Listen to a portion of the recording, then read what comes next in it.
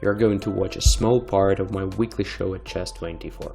To get a full version, become a premium member using the short link bit.ly/c24premium. Enjoy. This one is just crazy. So let's try to evaluate the position first. It looks really messy. So material balance. Actually, white has 3 pawns, black has 1, 2, 3, 4, 5, 6. So 3 extra pawns. But at the same time, we can notice that our king is much more active than opponent's one. And again, having in mind those previous studies, we already know that if the king occupies the h file, it will be a sign, a signal of different checkmating nets, checkmating patterns, and so on. So this is a good sign for us. At the same time, we can notice that black's pawns are extremely dangerous. So c3 is here to play to c2, e3 is here to play to e2, so f2 is already is almost a queen already, and so on. So it is a great challenge for us to do something with this position. So what to do in such a situation? Of course, if we start with some checks, let's say rook to a1, it's not so hard to understand that the king goes to b7, so we actually help our opponent to improve the position of the king, which means that we won't have real chances to do something, because our only hope for a counterplay here may be based only on the probably not that great position of black's king. So rook a1 makes no sense 100%. So which move makes sense here? Of course it is king to c6. So it is the only active move in this position for white, which actually creates concrete threats. So 2 very nasty threats here. They are king to c7, for example, followed by rook to a1, checkmate. We already saw this pattern many times. And another threat which is also concrete, for instance, rook to d8 check. Then after king a7, we play b6 check, and if king goes to a6, finally rook to a8 checkmate. Just for example, this works after rook takes e5. So black simply has no time for taking this pawn, or for example to making something else like e2, c2, and so on. So let's have a look. Rook e5, check on d8, king goes to a7, b6 check, king a6, and rook to a8 checkmate. That's it. So black has to prevent this threat, actually 2 threats. So a possibility for black is to cover the back rank, for instance, rook to h8. But in this case, we just perform our another threat. So the king goes easily to c7, and then rook to a1 is inevitable. That's it. Game is over for black. So after king c6, what else black can do? Well, rook h6 check is possible. At least it is a tempo move that at first glance, of course, helps us to get to c7, but let's have a look what black wants to do. So it is, anyway, the only chance for black to keep fighting. So king goes to c7 here. Most natural continuation, just making our king extremely active, supporting b5 pawn. So now b5 becomes a real power. And at the same time creating a concrete threat of a rook a1 checkmate.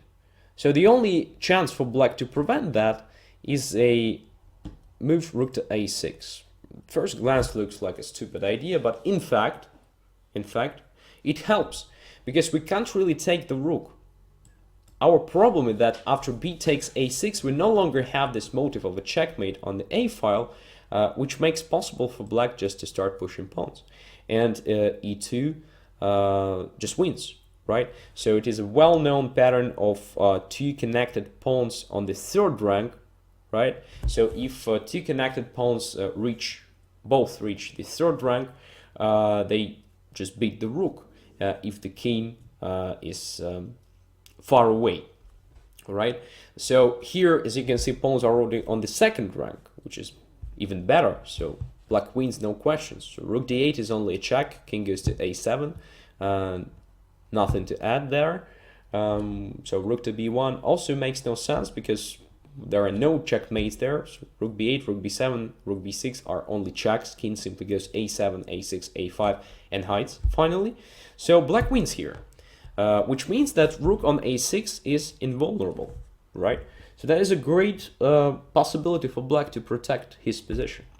So what to do with white here? For example, if we start with check, this doesn't work because king goes to a7 and now we can't continue. So b6 is controlled. And if, for instance, b takes a6, well, it will be just the same. So f1 queen and wins. Nothing really changes in the situation. So after rook a6, our only possibility to continue with fighting is to play b6 move. Extremely active one, creating a threat of a b7, b8 with the checkmate, with the promotion and the checkmate at the same time. And the point here is if rook takes on b6, rook goes to a1 with the checkmate. So rook a6, rook takes a6, it is a checkmate. So again, it looks like black has no defense after b6 because additional threat is, of course, rook to d8. But black, once again, exploits the same motive and just puts the rook on a7 with check. Same problem, we can't take the rook, it's not possible, no checkmate, and black just promotes to a queen. So to rook a7 we have to continue with something else, and it is the only possibility for us. It is move with the king to c8, because c6 will be too passive in the sense of giving black's king the square on b8. For instance, king c6, it's possible, let's say, to play something like rook b7 here. It looks like black is more or less fine. So if rook a1, then king to b8. If rook d8, then rook to b8. And again, no checkmate here. So king c6 doesn't work, so king c8, our main move. And now we reach the first critical position. So after king c8, what kind of threats do we have? So definitely that black will start trying to promote his pawns. And we have to do something there. So let's start with the most natural move for black. It is e2, attacking the rook and creating a threat of a promotion on the next move. So here we can see that we have two main factors. It is very active king, it is very dangerous pawn. So we have to try to help our pawn to be promoted, but phrasing the problem here, so b7 square. So b7 square is controlled by the rook. So we have to try to deflect the rook somehow, and the only way to do that is rook to a1. So rook goes to a1 with a very clear idea to take on a7 now with the checkmate, or to play b7 with the checkmate, because rook, as you can see, is pinned. So this forces black to take on a1, and this gives us a chance to promote with check, right? So b7, king goes to a7, b8 queen, and king goes to a6. So it's not over, because black is about to promote as well. And there are a lot of different queens that could appear very soon on the board. So we have to create some concrete threats. For example, moves like queen a8 taking the rook just don't work because, well, black also promotes and wins. So we have to create much more dangerous threats. And the only way to do that is to put the king on c7, creating a threat of queen to b6 checkmate, which literally forces black to keep moving the king, because there is no chance to prevent queen b6 another way. So promotion doesn't help, which is not a tempo move. I mean, either e1 or f1. So king a5, only move. King c6, we just continue with our plan. Queen b5 is now a threat. King goes to a4, king goes to c5.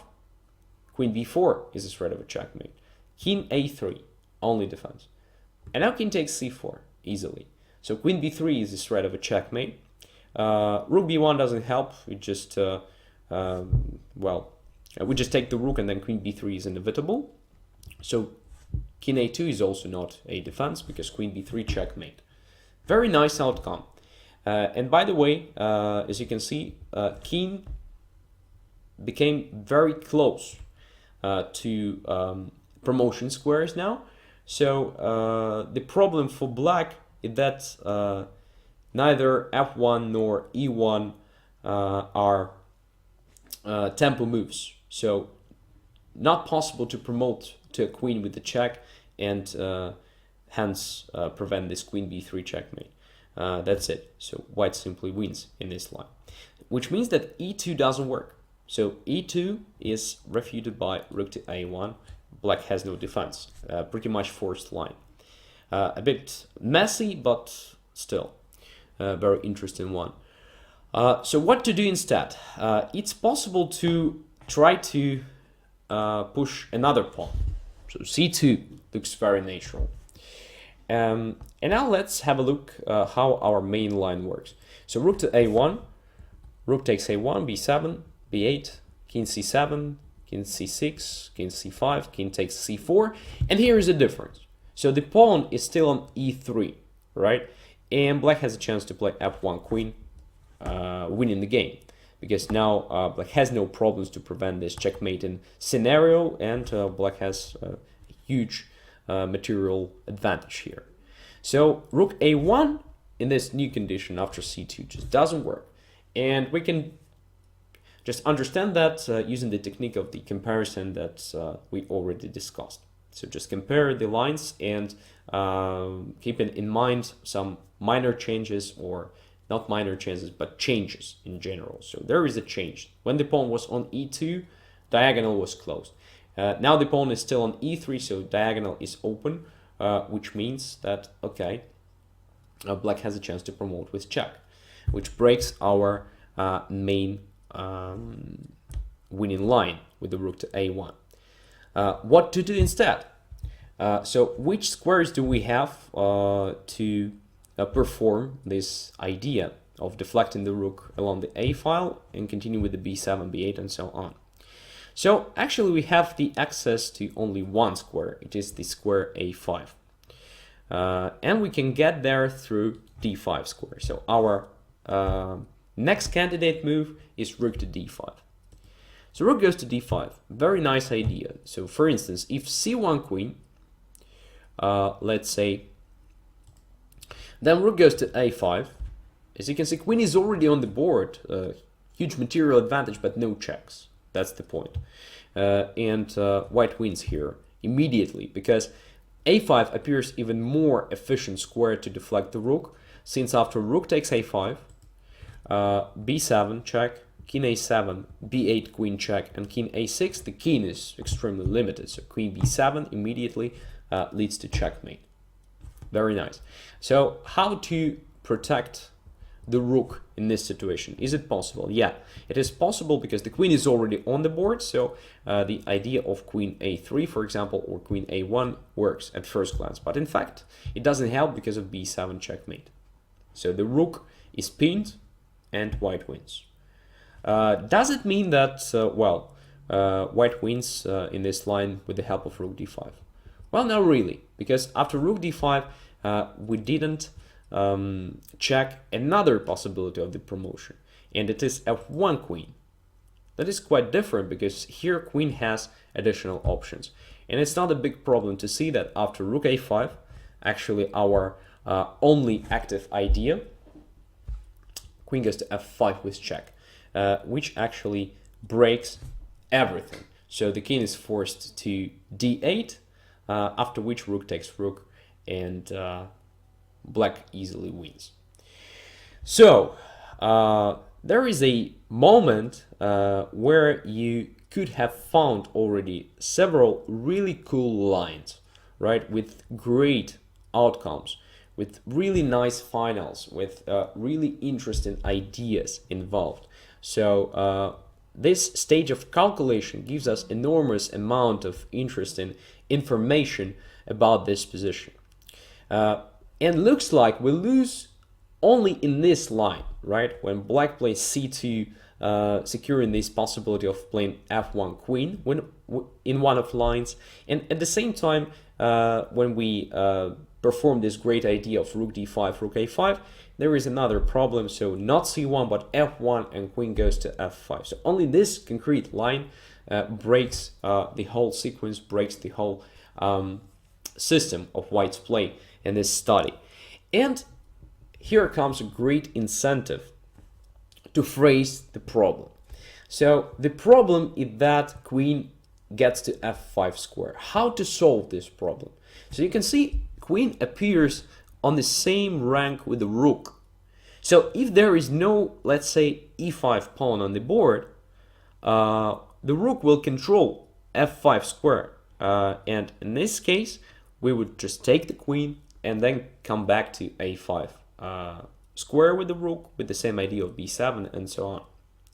So actually e5 pawn is a fishbone in the throat in this particular case.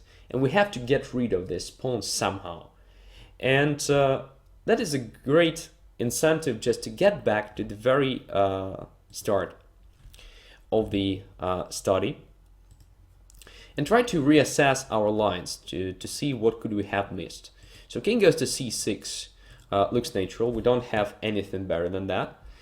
Rook goes to h6, and here comes the solution. So actually, this moment is the best one to get rid of the e5 pawn. So as you can see, you don't have real chances to find e6 move. Well, at least to pay attention to this move, because at first glance it makes no sense. You already have a serious material disadvantage, and to give up one more pawn for no reason, because when you don't have this great amount of information about this position already, e6 really looks stupid. So you don't have a chance to find it. So only this previous calculation, which gives you an information about this queen f5 and the solution, which means to control the fifth rank with the rook, gives you a chance to come up with the e6. So here we combine several very important advanced techniques in this study. So e6 is kind of result of phrasing the problem, but at the same time we now will use the technique of comparison that we already discussed. So pawn goes to e6, which literally forces black to take on e6, because it is the only way for black to get to a6 with the rook, and we already discussed that it is the only way to prevent immediate checkmate or something like that. So rook takes on e6, and now we continue our main line. So at the same time, we have to be careful, and we have to just compare everything in our mind, or just analyzing that. I told you many times that, well, so complicated studies might be a great challenge for club players, and I believe they are. So if you can't calculate everything in your mind, just try to do some sort of work, some part of work in your mind, and then just get to analysis. Even analyzing the studies can give you some great points of improvement. So king c7, rook goes to a6, same system of defense. b6, rook a7, king goes to c8. And again, let's see what happens here. So actually c2 and e2 make no difference, because it doesn't really matter if we have pawn on e5 or not. But anyway, to make sure, we have to calculate them. So e2, rook a1. So this pattern we already saw. With the checkmate, nothing really changed. If c2, then we already understood that rook a1 doesn't work, right? So it's not necessary to calculate it again. So the problem that if king goes to c4, then f1, queen check, right? So rook d5, our main story. And there is a difference. Again, c1 is not necessary to calculate. So the same, because it doesn't really change the possibilities of the queen on c1. I mean, our pawn on e5, or absence of the pawn on e5. So only f1 is critical. Now rook goes to a5, queen goes to f5, rook takes f5. Now it's possible. And, well, now black has no defense. So after c1 queen, rook goes back to a5.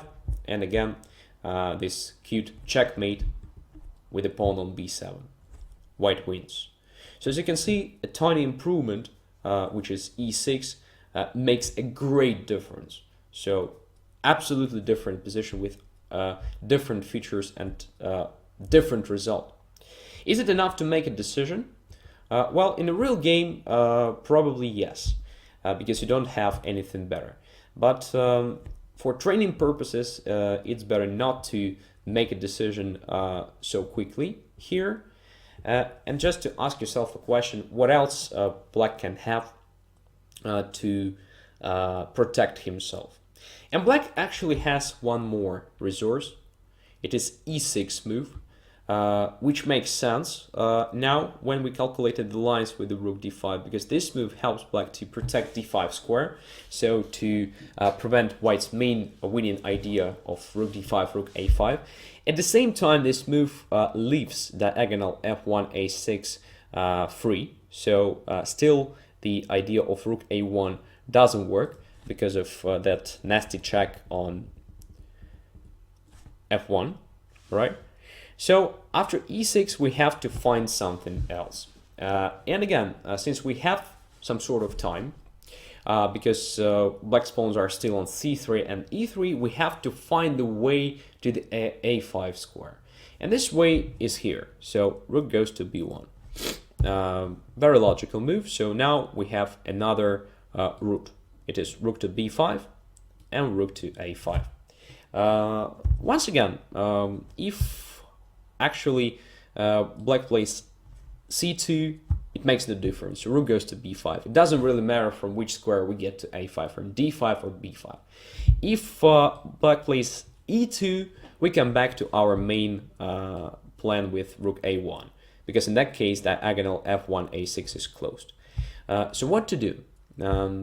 Again, another interesting possibility for black is to play e5, creating this f5 check possible with the queen in the line of rook b5. So if we play rook b5 immediately, then f1 queen and queen f5 check helps black to win, not even to make a draw.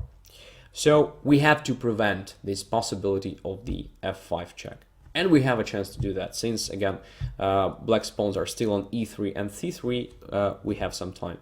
And the best move for white here is g4, just controlling f5 square, which makes f1 promotion no longer that efficient. And, well, after c2, rook b5, let's say f1 queen, just rook a5, winning the game. And if c1, the same. So rook goes to a5. Only possibility for black to protect the rook is something like queen a3, but now b7 checkmate and wins. What a crazy study, right? So so many interesting sidelines, subtleties, nuances, and so on, and so many different things to memorize, to think a bit deeper about, and so on. So the main point here for me, for example, is the correct estimation of the material. So as we can see, black has enormous advantage in material in the very beginning, and at the same time very dangerous passed pawns, almost promoted to queens and so on.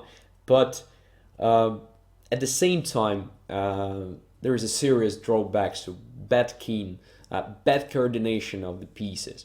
And white just has much more coordinated pieces, much more coordinated resources, which means that white probably in the sense of quantity is a material down, but in the sense of quality, white is a material up. Because in general, only very well coordinated material, active material matters in chess. So there are a lot of different examples on this topic. The most common one, for example, the opening stage, when one of the sides starts violating opening principles, for example, not developing critical pieces and just moving with the same pieces several times and so on, neglecting development. So all that material that stays in initial positions is not valuable. So only well-coordinated and active material matters. That's the point. And here it is a great demonstration of this principle. So we activate our pieces to maximum, and we have a chance to use Black's main drawback means a very ugly position of the king, even being a queen down in many lines. So, of course, it is a composed position, not a real one, but at the same time, it is a great source of useful information about Rook endgames and about chess in general.